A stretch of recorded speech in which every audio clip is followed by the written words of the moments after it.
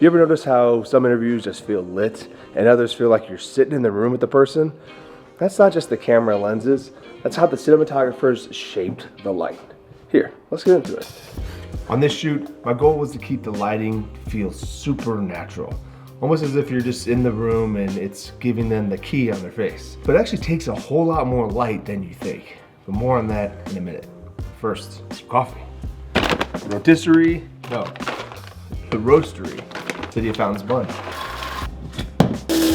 Having fun making these videos, trying to grow this channel, hit the like and subscribe button. Thanks. Uh-oh. Oh, did that fall? Oh no! I think I lost the filter bag. Filter thing that put right here. Well, this is filtered, so maybe it'll work. Whenever I'm lighting interviews, one of the very first things I'm doing when I enter a room is to figure out where I can find the windows or what source can I make feel motivating for my key. And it typically is windows because, you know, I'm trying to go for a natural look.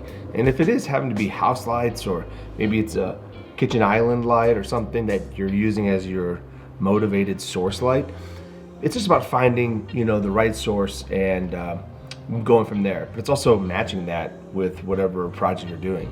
For this, we're not shooting some sort of like moody crime thriller.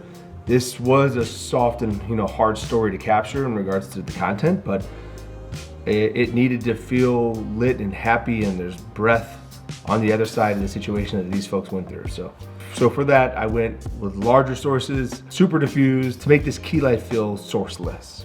And one big tip, I did have to light two different subjects, you know, two-person interview, which is never fun. And of course, there was other interviews where we did single subjects. But when lighting two-person interview, I try to always give, if it's a male and female, I try to always give that person closest to camera, you know, a bit more of a shadow side. So typically I let the females be a little closer to the light and have a little more of a brighter situation, where the male, I try to have a little more of the shadow kind of, I lean towards the shadow side for the males. And of course, this dictates size too. Not everyone is the same shape and size, so you got to think about how much people are soaking up real estate in that frame, and if they're, you know, following that balance is part of the dance we do when finding the right chair or subject or where to position them. And you'll know that when you get there.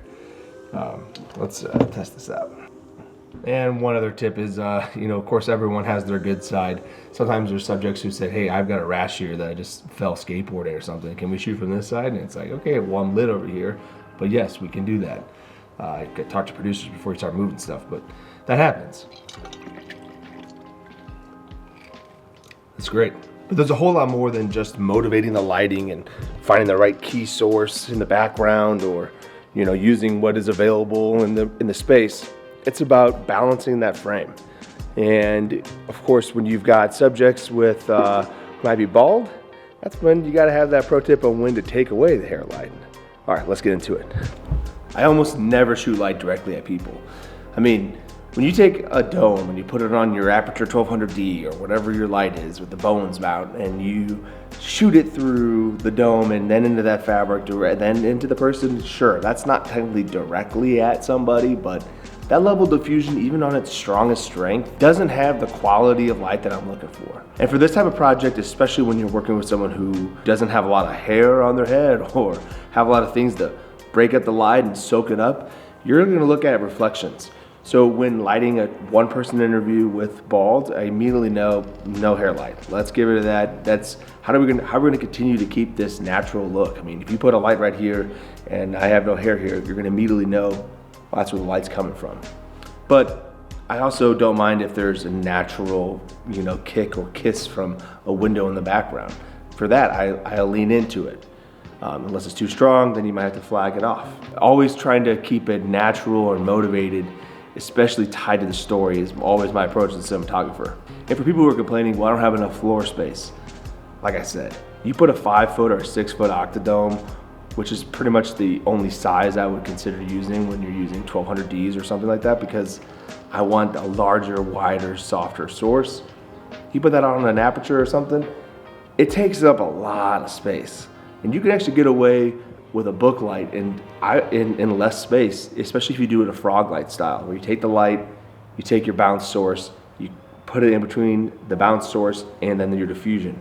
And hanging your diffusion here, you get boom, bounce, and then that spreads into that fabric, and then non-directionally then spreads onto whatever your subject you might be lighting. And that's definitely what we used here for the main 2-person interview. Like I said earlier, when positioning the subjects, it was all about trying to find a window to help motivate that lighting as if it kind of naturally snuck around, and also putting the female talent closer to the key source and or shape of size of person, position them around. You also gotta think about what direction you're pointing the camera. Shooting flat onto a wall is not as dynamic as shooting into the L of a room, into a corner, into how do you get the most depth? How do you make rooms feel the most three-dimensional?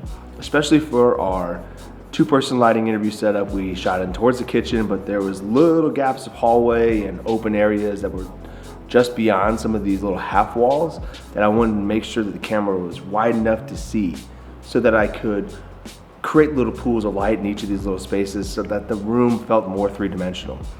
And then, just out of frame, we're sneaking in some slashes on the back wall just to give a little more emphasis to a very particular photo captured before the accident happened in this story.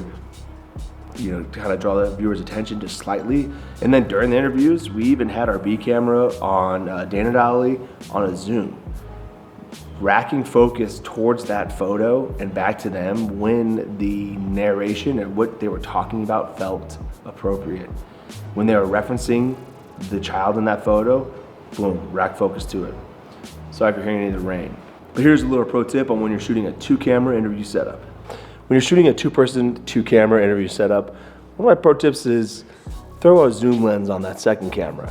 Sure, your A camera might be locked off on a prime, or if you got someone there operating it, just floating with them. But for that second camera, a zoom lens goes a long way. Especially when you have a zoom lens when you can punch past the 2-shot to get a single on one of the subjects. Always paying attention to what they're saying and reacting to the emotion, to what's going on and whatever the story they're telling. Pulling back, and if it's one of those interviews where there's a lot of energy, pushing in and out can really help vibe with that energy. For instance, when you punch in to an emotional reaction or something that they're talking about that's really heavy, get in tight, squeeze in that frame, make the viewers feel intimate with them. But if they're boom, exploding in a laughter kind of moment, pull back out, zoom back out, give that person some space, give the viewer some room in that frame to breathe. These are tips from a cinematographer's perspective when operating a camera for these interviews, and something that I want the viewers to feel when, for what we're pointing the cameras at. These are emotions. We gotta always pay attention to the emotion of the story. Anyway, back to it. Earlier I mentioned how you need more light than most people think, especially when you're trying to get a soft quality of light. When you're doing a book light and you shoot the light into the bounce source, well, you're gonna lose some of that exposure or intensity. Then you shoot it through as diffusion.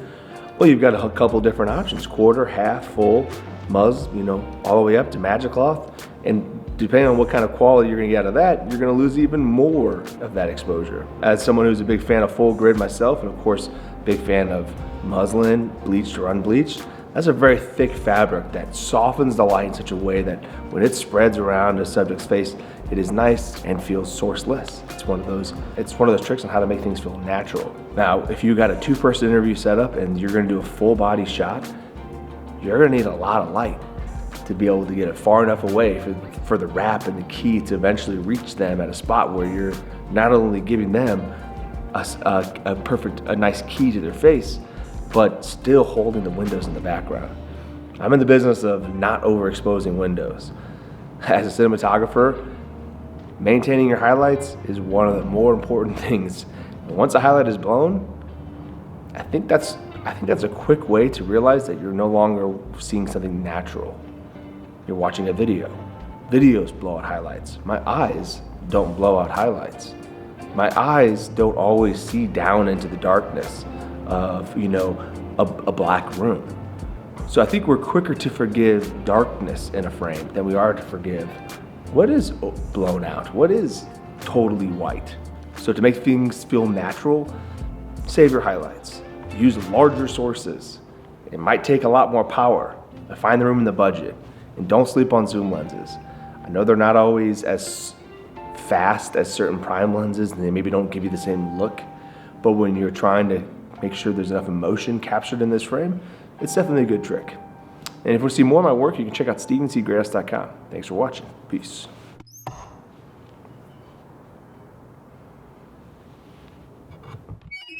Let's not forget to like and subscribe. Thanks. Peace.